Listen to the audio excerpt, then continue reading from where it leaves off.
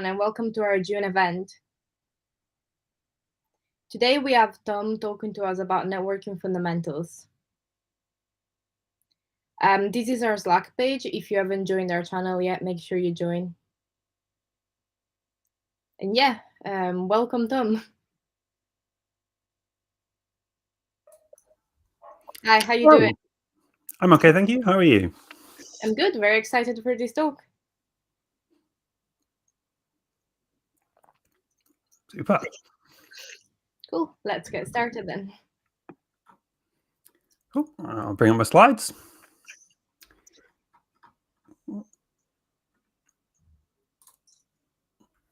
Cool. So, hello everybody. My name is Tom Hudson, and I'm going to talk to you about network fundamentals. This is a talk I've done before, but I've tried to make it sort of relevant to PHP. I've tried my best to do that. So there's going to be some snippets of PHP throughout. But the general idea is we're going to take a look at how computers talk to each other. Which I think is pretty relevant for a language like PHP because, its primary purpose is to create web applications and that kind of thing. And that inherently uses networking. So when computers talk to each other, we end up with something that looks a little bit like this. This is probably the only way you can actually see what's really happening with networking. So this is a picture of an oscilloscope that I scraped from Google Images, showing what data traveling across a network cable actually looks like. And there's zeros and ones, or highs and lows, or however you want to think about it.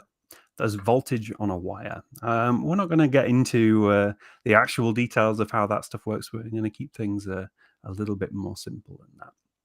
So the general idea is, turns out computers can talk to each other using these network things. And it turns out that that's relatively important. And the general idea of how they do that is that each machine of these two that are going to talk to each other has a network interface. And that might look like this thing up in the top right. This is a network card. Or it might be a Wi-Fi adapter. Or it might be a Bluetooth dongle in some circumstances. I'm mostly going to talk about things as though they are network cables. But generally speaking, pretty much all of the stuff we're going to cover is interchangeable as to whether this is a network card with copper cables running between things, or whether it's fiber, or whether it's your smartphone using a cellular connection, or laptop using Wi-Fi. It doesn't matter. It all pretty much works the same at the end of the day. So, in our case, network interfaces can be connected directly to each other through a network cable.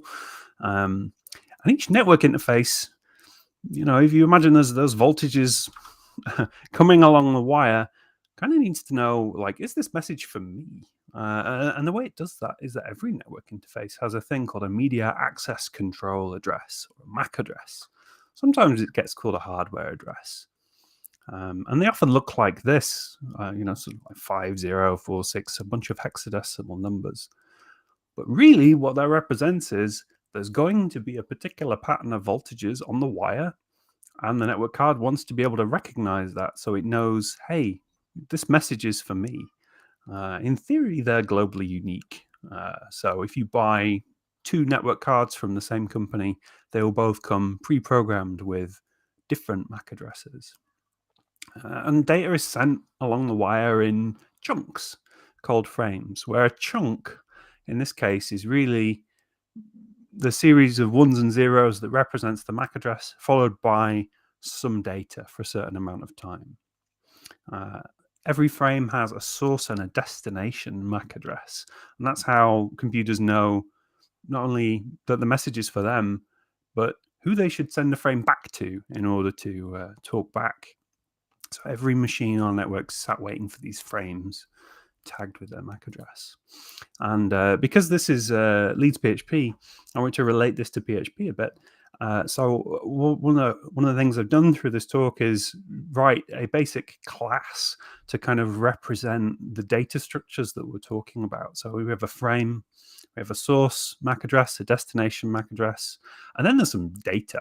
And we don't, at this point, have any context to know like what that data really is, what it represents, what format it is, or anything. It's just data. I don't care. So, we can make a new frame, and we have a source and destination MAC address, and then for now the data is null.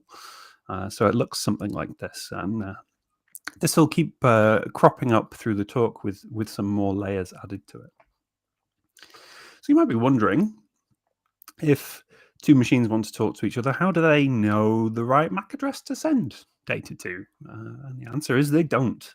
But they do know a different kind of address, which is a thing called the IP address, the Internet Protocol address. And the reason they know is because we humans decide what those IP addresses are.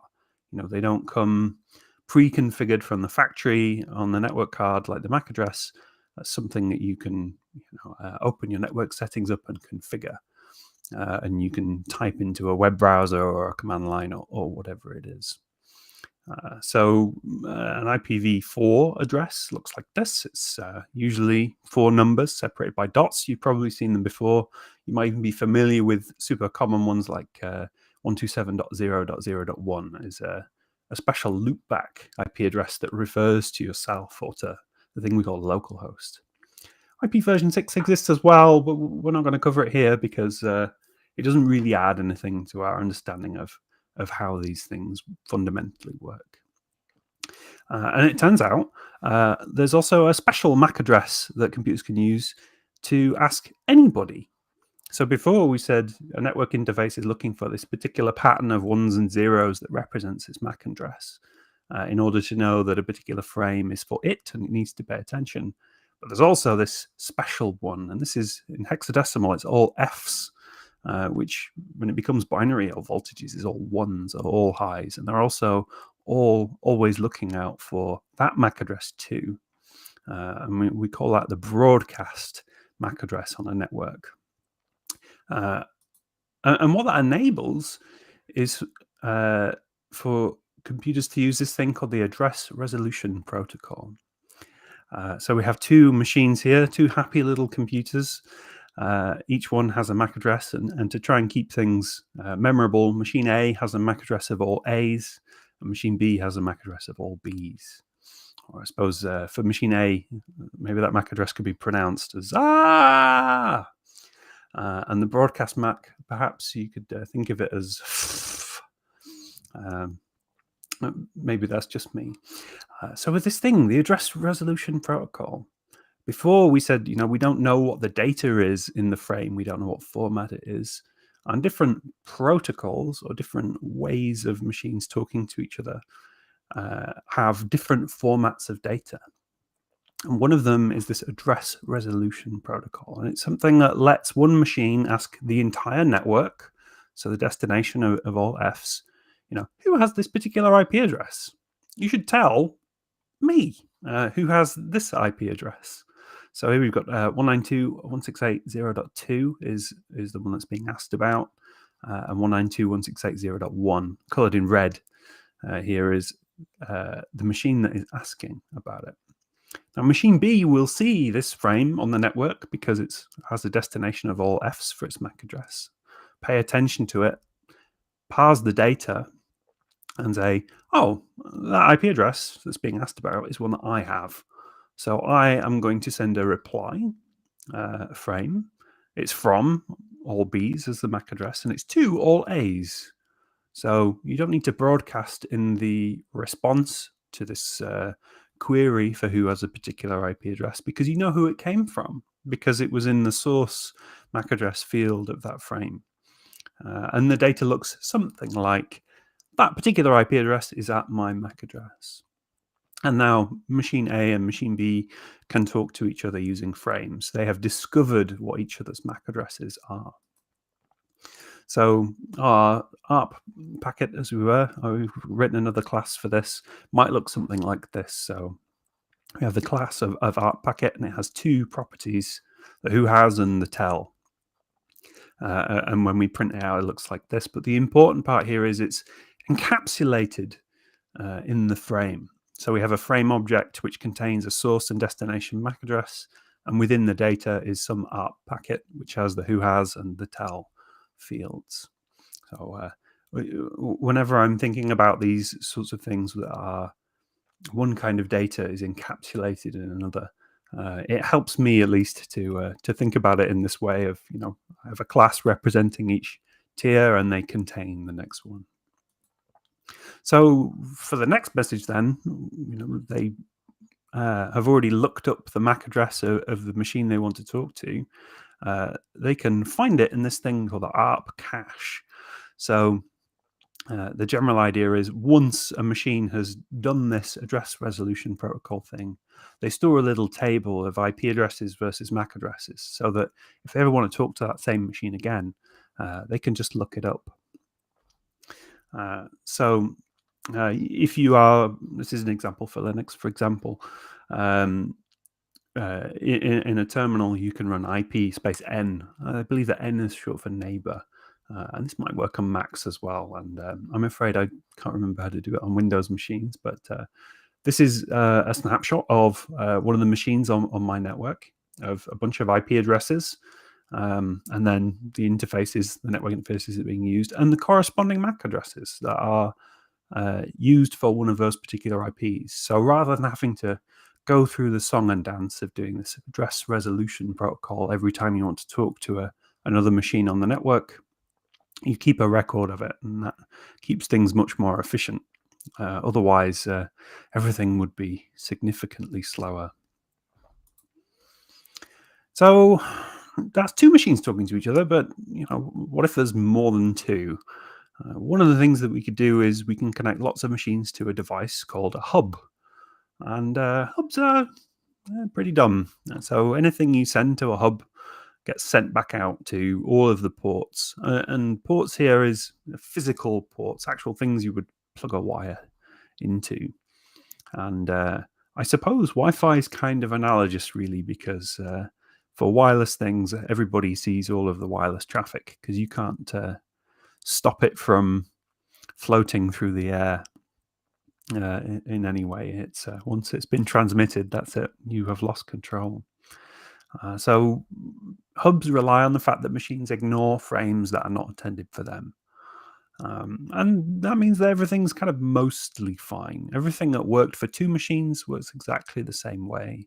If machine A in this diagram down here wants to talk to machine B, all they need to do is say, this is a message from A to B, where A and B are our shorthand for our MAC addresses that we were using before. Those messages, those frames get delivered to machines C and D as well, but they just ignore them. There's some problems with that, though.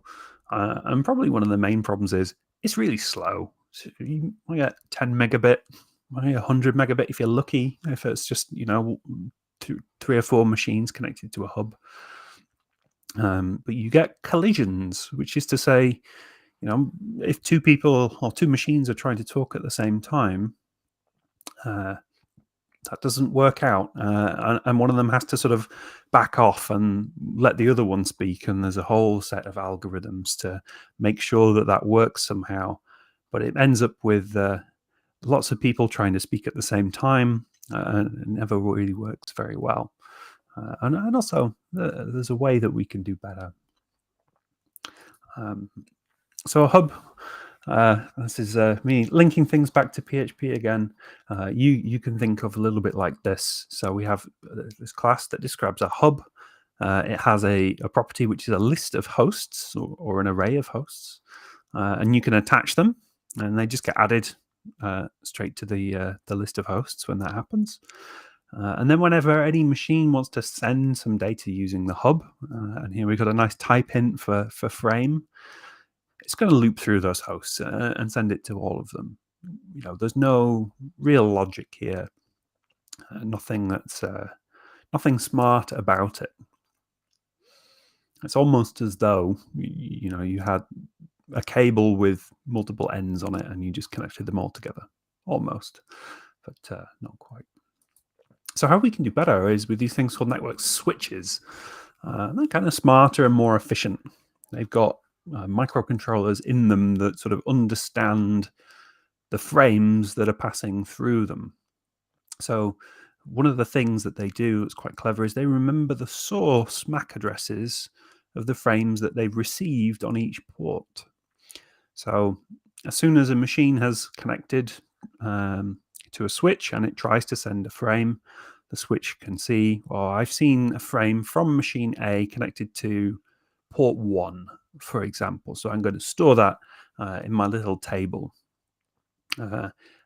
And then the next time that they see a frame that has a destination of the MAC address A, they know exactly which port it's connected to, and they don't need to bother sending it out to other machines. And that avoids all of the collisions that we've got. When a switch doesn't know where to send a particular frame, which is sort of the default state when it's first been powered on, it acts like a hub and sends the frames out to all machines that are connected. And one of the sort of cool things that works by default here is the source MAC address is never all Fs, so a switch never learns which port is connected to. And that means that for a MAC address of all Fs, it will always go to all ports. So our broadcast thing that we need for the address resolution protocol to work still works. And importantly, we get fewer collisions because, for example, machine C and D in this little diagram down here could have a completely separate conversation to machines A and B, and they'll, never step on each other's toes, so to speak. They're not sharing the same piece of wire, as it were, and they don't have to worry about those voltages overlapping. And as a result, things get much faster. So, 10 gigabit is fairly common in switch networks these days.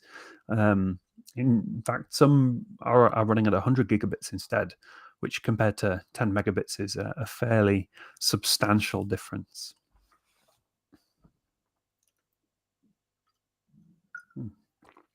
Just a sip of water there. So, as you might have predicted, we have a class to represent the switch as well. And it's pretty similar to the hub class, except we've got a couple of little differences. So we still have some list of hosts, but in this case, we're using it as a dictionary, or what PHP calls an associative array. So rather than just adding a host and appending it to the end of an array, we're going to use its MAC address as a key so that we can look it up later. And then what happens when a machine wants to send data using the switch is we use the destination MAC address of the frame as the key in that associative array of hosts to find a host, possibly. And if we find one, we can send the frame directly to the host. But if not, we revert to acting like a hub and sending data out to all of the hosts instead, in the hope that next time we might learn about which MAC address is on each port, and next time we might not have to. Haven't shown an implementation for that because the text gets a little bit small if we start to include all of the minutiae of how things work. So that's switches. So these machines can only actually talk to each other or send IP packets, which is the bit sort of inside the frame that has a source and a destination IP, which we'll see shortly, to machines that are on the same network. Or we might call it a sub-network, because usually a network is a collection of smaller networks. And we need a way to sort of define what that is, because if a machine wants to send a, let's say, an HTTP request, which we will talk about later, to a machine with a particular IP, it needs to know, can I send a frame directly to this machine or not? And not every machine on the internet is directly connected to each other. That would be chaos and would never really work. So it needs to be able to make that decision, right? And the way it does that is with a thing called a subnet mask. If you've ever configured an IP address for a computer manually, you've probably seen this field, and you might have even seen the value. It's something like 255.255.255.0. And that subnet mask is somehow used in combination with a source and a destination IP address to decide if they exist on the same network or not, or the same subnet. And I always found it really difficult to to figure out, 255.255.255.0. What does that mean? And also, why is it so annoying to say? And unlike the vast majority of things in the world, it's actually easier to understand in binary, believe it or not. So if we take two IP addresses and we translate them to binary, they look a little bit like this. So here we have the source 192.168.0.1 and the destination 192.168.0.2. And then right next to them, I've converted them to binary. And we've got the subnet mask as well. And actually, you can see the 255 sections of that subnet mask translate to 8 ones, or all ones. So this is 4 bytes of data. And then the 0, of course, translates to all zeros. And the rule is, if you line them all up like this, and you look at the columns, you can see that in the first column, there are all ones. In the second column, they're all ones. And in the third, there's 2 zeros and a 1. But the rule is, if there's a 1 in the subnet mask, the corresponding bits in the 2 IP addresses have to match. So here in this top example, we've got all of the bits that differ at the right, only on the right over on the right-hand side, the 1 and the 2. There's a 0 in the subnet mask, so that's okay. They're considered to be on the same network. If in contrast, we look at these other 2 IP addresses that are on different subnets, where we have a 0 in the third segment for the source and a 31 in the third segment for the destination. We can see this bit I've colored in red here, where there are 1s in the subnet mask, and the corresponding bits in the source and destination IP addresses differ. They are different. And that means they're on different networks. And we can't send a frame directly to them. We have to do something else. And we'll talk about what that something else is shortly.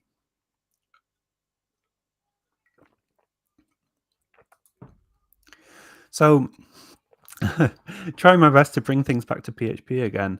This is essentially the same example here, but with some actual code. It's not just an example class to show you the structure of the data. This is an actual thing that in some situations I suppose you might write. So we've got the 3 things at the top. We've got the from IP, the 2 IP, and the subnet mask. I didn't want to write destination out and source out. They're a bit too long. And we're using this function IP too long. And this is a function that's part of the PHP standard library that turns a textual representation of an IP address into a long integer. And it's 32 bits in the case of the integer. And one of the things you might not realize about IP addresses is they are not the textual representation that we usually use. They are just a number. But big, long 32-bit numbers are quite difficult to remember, and they're difficult to type and difficult to understand, especially when it comes to subnet masks and things. So we use this dotted textual notation, but that's just one representation of an IP address. And the sort of true representation is this 32-bit integer. So we've got some printf calls underneath that, which will print out those IP addresses. And then we've got a conditional here. So this conditional is making that decision that we were talking about. It's deciding, are these 2 IP addresses on the same subnet or not? And in this example, they are. So the thing to pay attention to there is there's a single ampersand between the from IP and the subnet mask and the 2 IP and the subnet mask. And that's something you may or may not have used.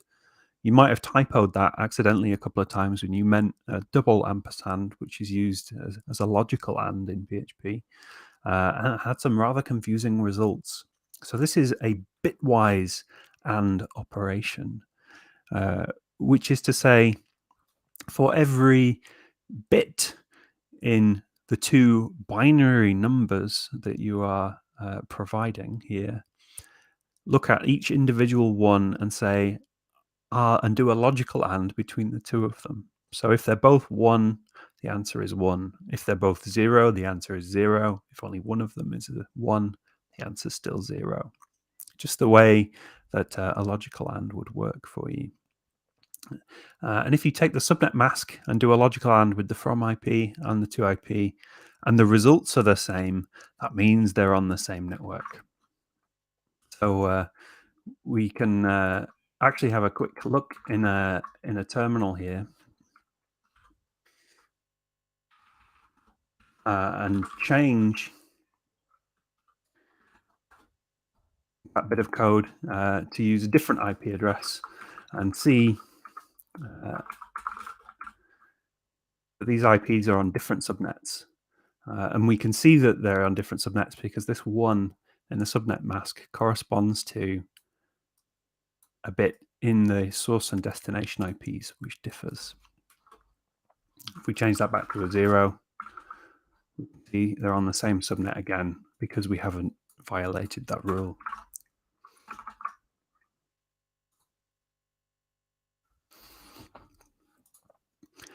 So one of the things I mentioned was that subnet mask thing, like 255.255.255.0.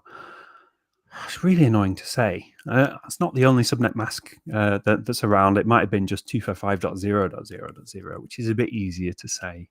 But even then, it's a little bit clunky.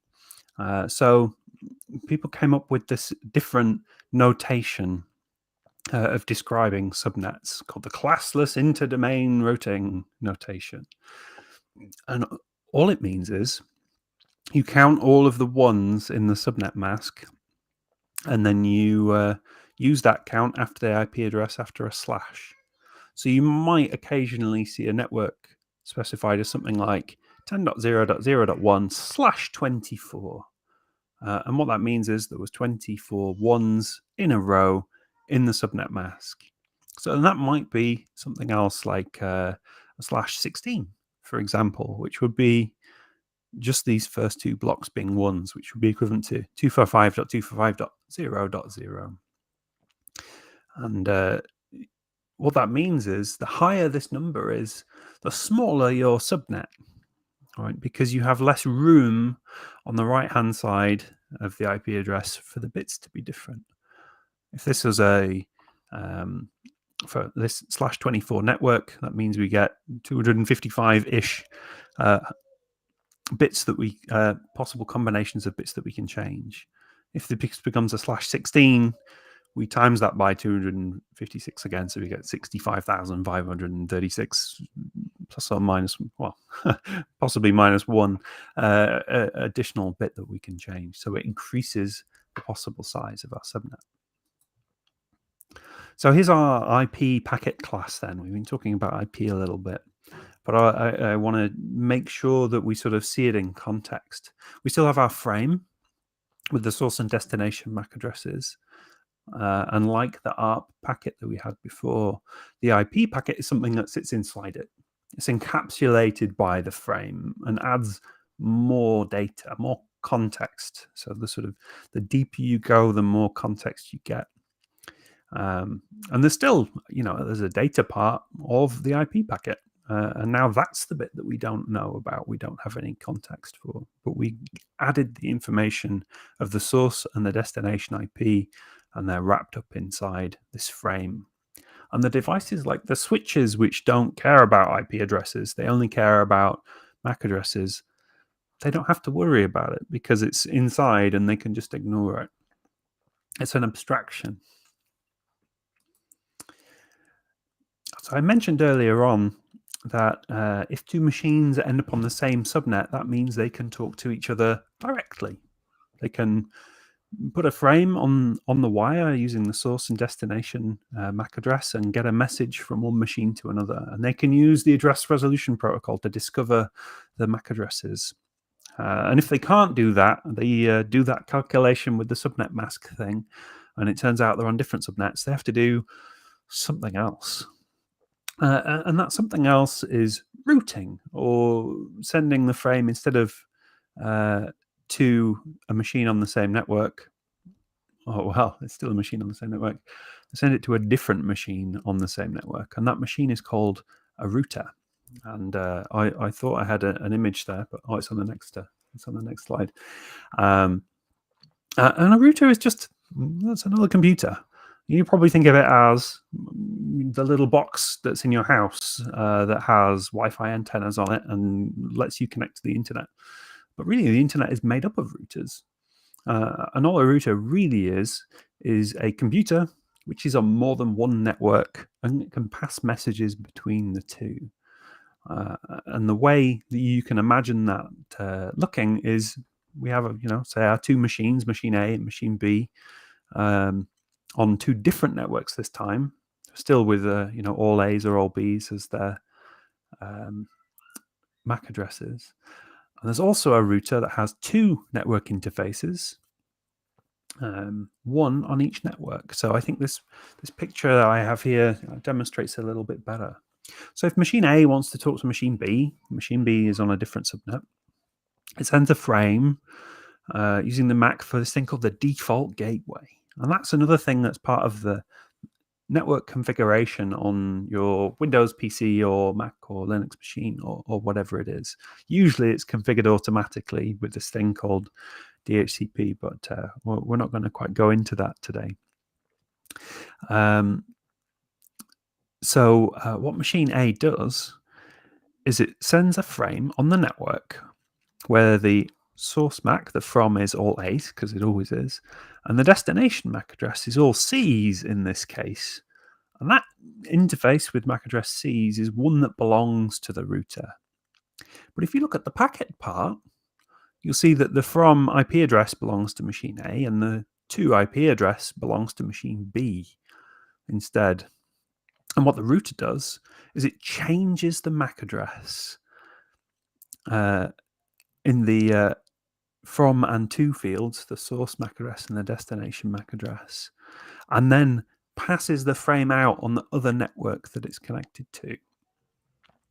So you can think of it almost as it sort of unwrapped the packet, the IP packet, and figured out what network the destination machine was on, and it rewrapped it in a new frame that had the correct data on it.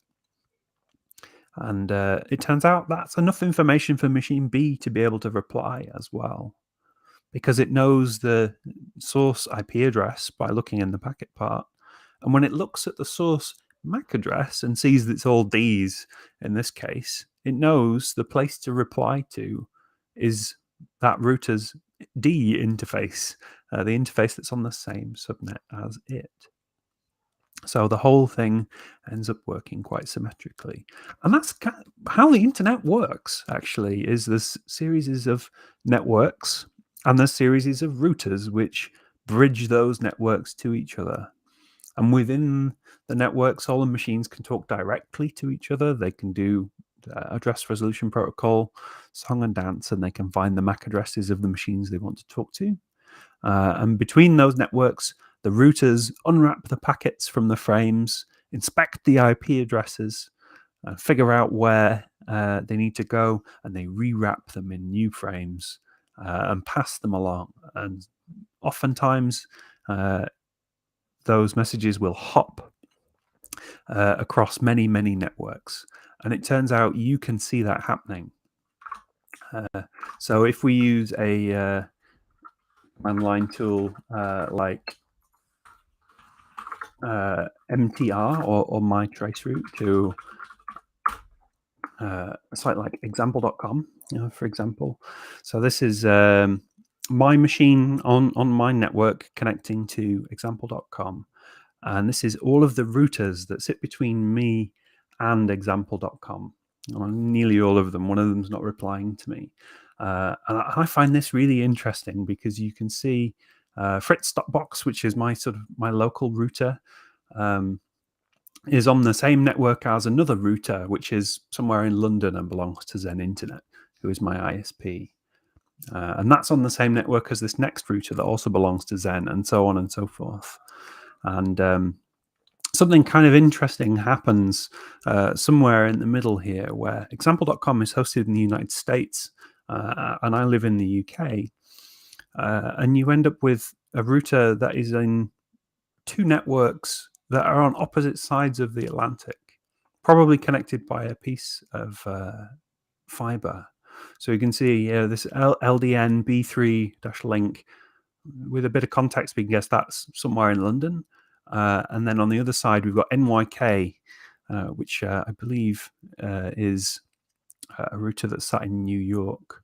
And if we look over on the right-hand side here, we can see these are ping times or round trip times in milliseconds to a particular router. And we can see that this supports our theory of exactly what's going on. So to the machine in London, have a ping of 10 milliseconds, and to the one that's on the other side of the Atlantic, it's 80 milliseconds, because that's kind of roughly how long it takes light to travel through fiber from one side of the Atlantic to the other and back again.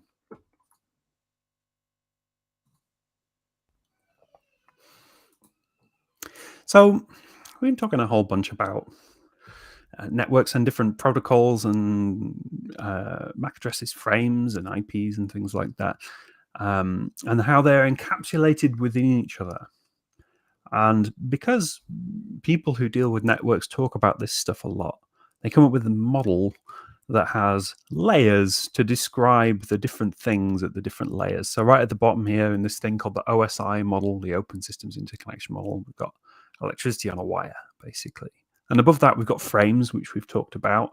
And then above that, we've got packets, or you can think of it as inside that, the packets encapsulated by the frame. And we've got some more stuff that we're going to talk about. And I bring up this OSI model because if you do some Googling around the internet to learn about networking, you're probably going to come across it. And I think it's too complicated, so we're going to mostly ignore it. And we're going to use instead this other model called the Internet Protocol Suite.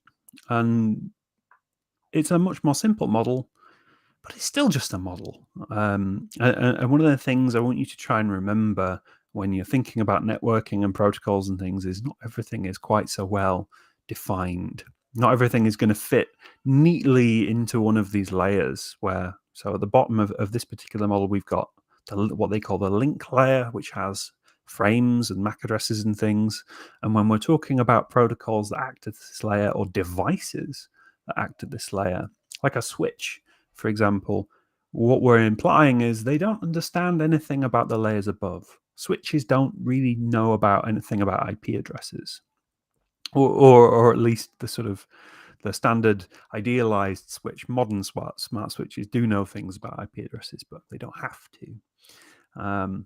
And when we're talking about routing and IP addresses, we don't need to know about these other things like TCP and HTTP, which we haven't talked about yet, but we are about to. So really, so far, we've been talking about one-way communication. One machine talks to another, whether they're on the same network and they can talk directly, or whether they're on different networks and they need a router in between them to pass the message on. It's all been one way. And there's not been any kind of reliability. And one of the things that one of the ways I like to think about this is it's like sending letters in the post. Send a letter to somebody else, I don't know if they got it or not.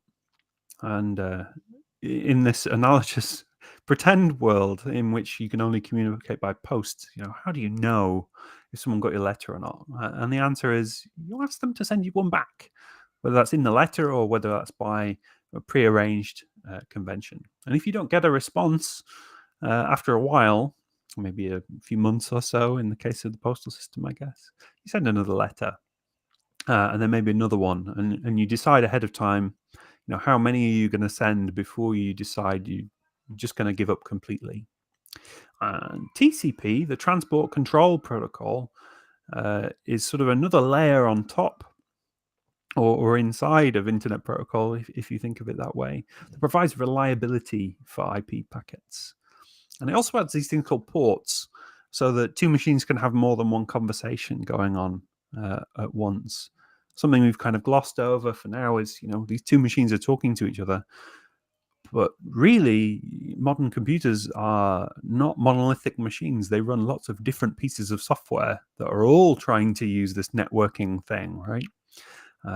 And one of the critical things TCP does for us is add these port numbers, which we'll look at in a sec, which are just tags, really. And if you don't need the reliability of TCP, you just need the ports part, you can use this thing called UDP instead, which will come up again in a little while. So this reliability then, this is how it works. So we've got two machines, machine A and machine B. And one of them is going to start the conversation. So machine A says, "Oh, hey, can we talk?" It's probably not quite in that tone of voice. Machine B says, "Sure," and machine A says, "Okay, let's talk." And then they have a conversation. So, and the convention here is every time someone says something, the other side has to acknowledge it. So machine A says, "Can you do this thing for me?" Machine B says, "Yep, I hear you." And then some time passes maybe, and machine B sends a message back the other way and says, "Here's the thing that you wanted."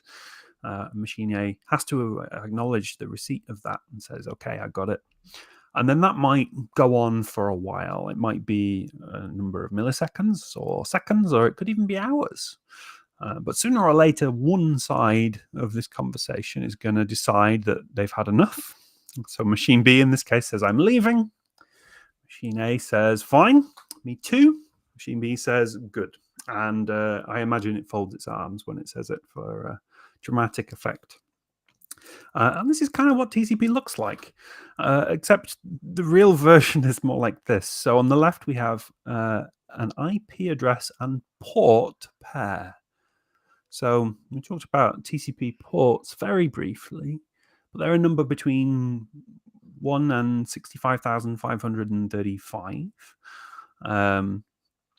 which is, in this case of the left-hand side, what we call the source port, is randomly chosen by your operating system, usually. And then on the right-hand side, we have an IP address port pair, where this port is usually something a little bit more specific.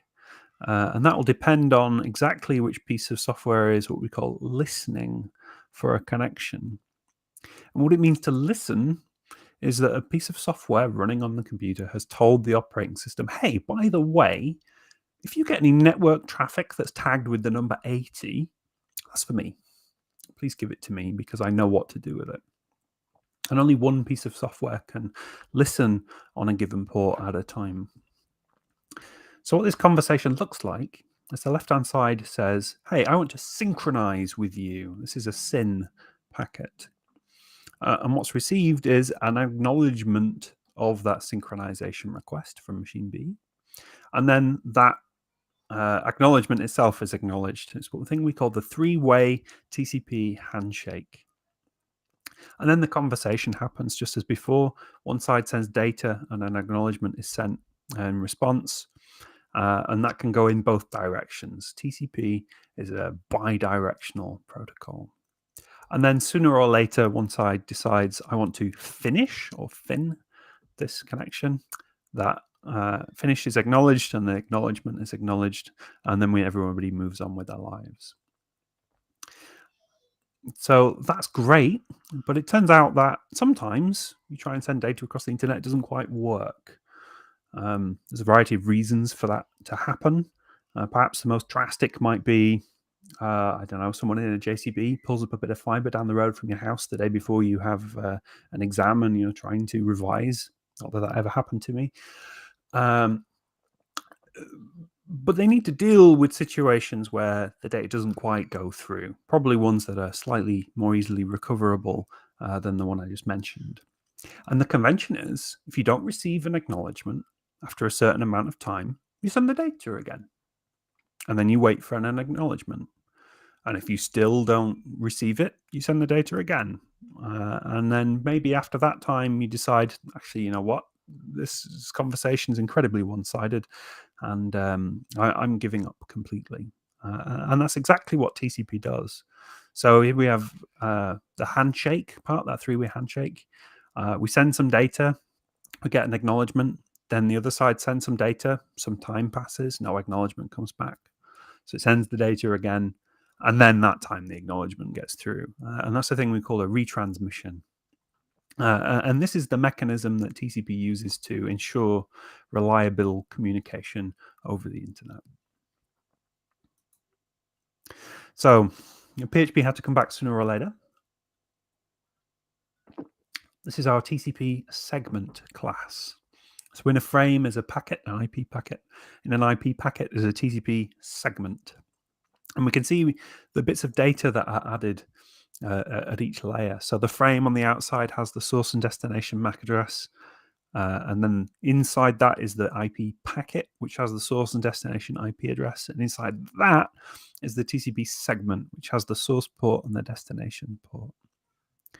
And the source port is important, by the way, so that when the traffic comes back in the other direction, the operating system that initiated the connection knows which piece of software it came from.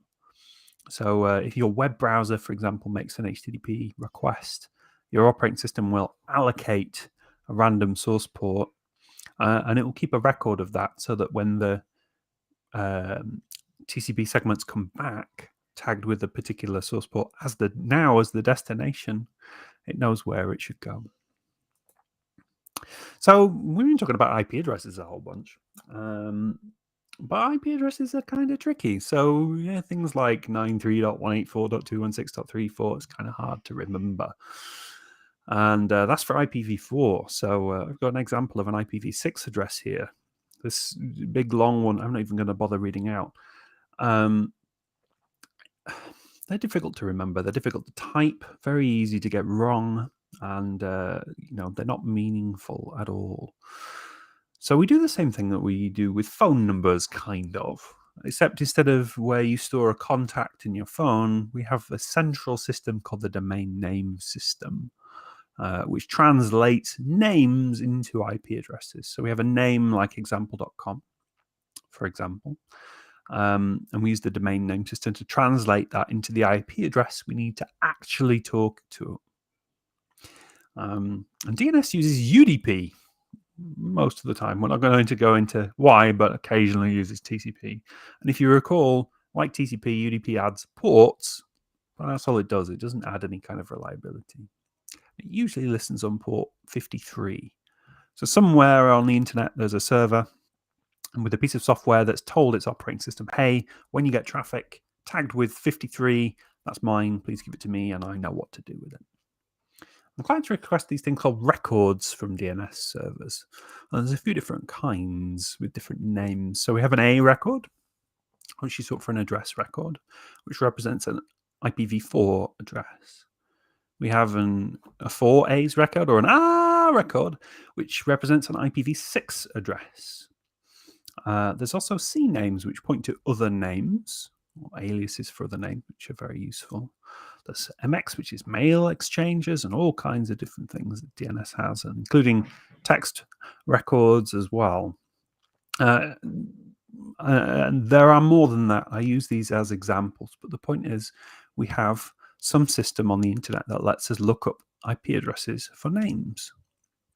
And it looks a little bit like this. So a query comes from a machine. It has a source IP and a source port, although this is a UDP port now and not a TCP port. And the server has an IP address, and this is a real IP address of a real DNS server run by Google, which has a very deliberately memorable IP address of 8.8.8.8. That query is received by the DNS server. It looks up in its internal database what IP address should be returned for the query for an A record for example.com, and it responds with it. And critically, it responds also with the query that was asked of it to give context.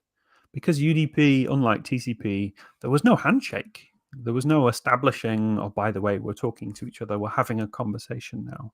So that context is actually needed in order for the client side to be able to figure out what the answer is in response to. And worth noting, perhaps, the request and response here aren't actually plain text. They're a sort of binary thing. But if I just throw a bunch of binary up on a slide, it's quite difficult to follow exactly. what I'm talking about. Yeah. So CNAMEs we mentioned there, I think they're kind of a useful thing, but we do need an IP address in order to connect to a host. Routers don't understand the word example.com. That doesn't make any sense to them.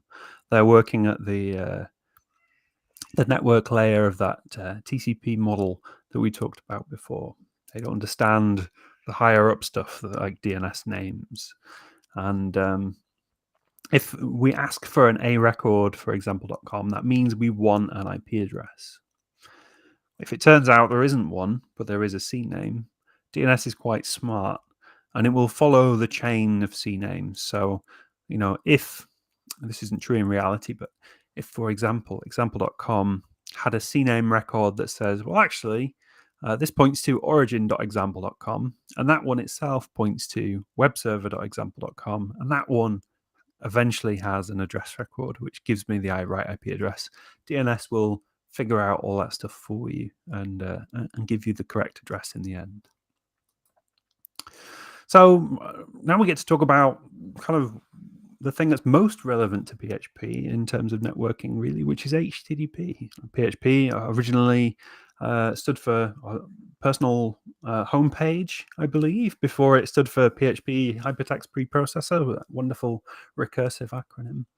And HTTP is what we call an application layer protocol, and it sits on top of the frames, which sit on top of the IP stuff packets, which sit on top of the TCP segments. And it's right at the top there. And it's simple, or at least the older versions, HTTP 1.1 is simple. You might have seen in the tech news recently that HTTP 3 has just appeared and become a standard. And that is much more complicated and is all binary and things like that. But at its core, HTTP version 1.1 is very simple. So simple you can write it by hand, or you can write your own implementation in PHP, perhaps. Spoiler alert. And it can be encrypted with TLS, for example, which is the transport layer security. We used to use a thing called SSL. I'm going to ignore that because it makes things a bit more complicated. And one of the nice things about that model that we talked about is, sort of the reverse of how when we're thinking about the lower layers, we don't care about the upper layers. The opposite works as well. If we're talking about the upper layers, we can kind of ignore the lower layers again, unless we're trying to learn about them. And that means that while there is a TCP conversation going on, and that means that there's routing going on underneath that probably, and there's frames and MAC addresses and things going on beneath that, we can kind of abstract it all away and we can just think about just the HTTP part. And this is what an HTTP request and response looks like. It's just text. And it's text in a particular format, but it's human readable and it's human writable and it's understandable, which actually, if we looked at sort of the binary representations for all the stuff we've been talking about until now, it's not human readable. And that's one of the reasons I really love HTTP. So let's take a bit more in-depth look at the requests and the responses. So each line in the request is separated by a sequence of a carriage return character and a line feed character, and it'll be sometimes called a CRLF sequence, or some people try and pronounce it as a CRLF sequence, but I tend to not to. So, and then at the end of the request, you get two of them in a row. And we have these things called headers, which describe the intent of the client that's connecting. So we get this first line of the request is a thing that says, I want to, in this case, get a particular file using a particular version of HTTP. And this get here, as you're probably aware from writing web applications to PHP, could have been a post or a put. And they mean different things. Where if it was a post, it would mean, oh, by the way, I'm also going to send a whole bunch of other data with me as part of this request. But at its most simple, we have get requests. And then we have the headers. And sort of some of the important ones, and there are way, way more than this, tens, if not hundreds of possibilities, are things like the host header. And this is required by HTTP version 1.1 that you have a host header. And it just says this is the domain name that I'm connecting to. And that always used to confuse me when I sort of started at the top and learned about HTTP, because I thought, well, it already knows, doesn't it? I typed it into the address bar, example.com. But when you understand the frames and the IP and the TCP and things underneath, you realize, well, actually, the server receiving the connection doesn't know what you typed into the address bar automatically. It got a TCP connection from some IP address on the internet with no context of that. So actually, as part of HTTP, you have to say, I am talking to example.com. You might also get some headers like the connection header, which can control what does happen to the underlying TCP connection. So connection close means please close the TCP connection when you finish sending your response. And then there's things like user agent, which are just sort of, by the way, this is the client software I'm using, whether it's Chrome or Firefox or whatever. You can also say, this is the kind of data that I will accept in response, whether that's text HTML or image/JPEG or whatever it might be. And then in the response, you get kind of a mirror image of that. You get something that says, by the way, I'm also using HTTP version 1.1. And also that request was okay, and I'm going to deal with it. There was no problem. Or maybe that would be a 404 because it was not found. Here's the content type of the response I'm going to give you. This is metadata about the data and how long it is. And then comes the actual response body, the actual HTML. So you might guess this was going to happen, but we have an HTTP request class. So real simple. I've only included the host and the path in this case, but really this only exists to sort of show you this full stack from frame that has the source and destination MAC addresses, that contains an IP packet which has the source and destination IPs, which contains the segment, the TCP segment, which has the source and destination ports, which ultimately contains something that we humans understand with and deal with slightly more regularly, which is some kind of HTTP request, which has information like the host and the path that's being requested. And I said it was simple enough to be written by hand, but actually also simple enough to be written in PHP. So rather than just look at the code on the slide, let's go and have a look at this code in the terminal. So we have fsoc open, which we now, having learned about TCP and all that sort of thing, know what that does is it does all the TCP stuff for us. It does the handshake and the retransmissions and all that kind of thing. That's what it's an abstraction over, but nothing more than that. It doesn't understand HTTP directly. So we say, and it handles DNS for us as well, which is nice. So we open a socket connection to httpbin.org on port 80. And if it doesn't work, it doesn't work. And then we can write to that socket some text, which we're joining with the carriage return new line sequences, which say we want to get the /anything endpoint using HTTP version 1.1. The host we're connecting to is httpbin.org. By the way, we'd also really like it if you closed the TCP connection when you sent the data back. And because this is a bidirectional thing, TCP, that means we can also read from the socket with fgets, and we'll just receive all of the lines that come back. So if we execute this, you can see this is the HTTP response that we got back. They're using HTTP version 1.1. It was okay. This is the date that the server thinks it is. The content type that's been returned is application JSON. This is how long it is. Also, they want us to close the connection, which doesn't really make sense. This is the software that the server is running and so on. And then comes an empty line followed by the actual response that we would see in a browser if we loaded this particular page. So that's everything I have got for you. I hope you learned something, or maybe some things you kind of knew a little bit about were demystified a little bit. But yeah, that's it from me. Thank you. That was great. Yeah, it was really interesting. Thanks, Tom. Glad you liked it. We haven't got any questions so far. I'll just put another prompts in. I think if anyone does have any questions, now's the time to ask them. Yeah, it was really interesting. There's a lot of things that useful for people to know, and you broke it down really clearly, which is good. I must say, this was one of the best talks on networking I've ever listened to be honest. Even from university, like really well done. I really appreciate that. Thank you. That's really nice.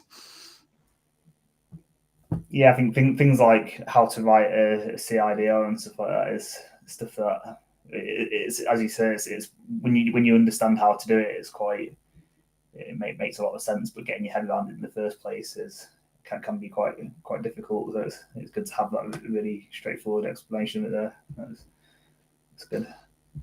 Yeah, definitely. And you know, that's sort of when I learned about stuff, I came at it from the wrong side. Like I saw /24 and thought, how does that mean?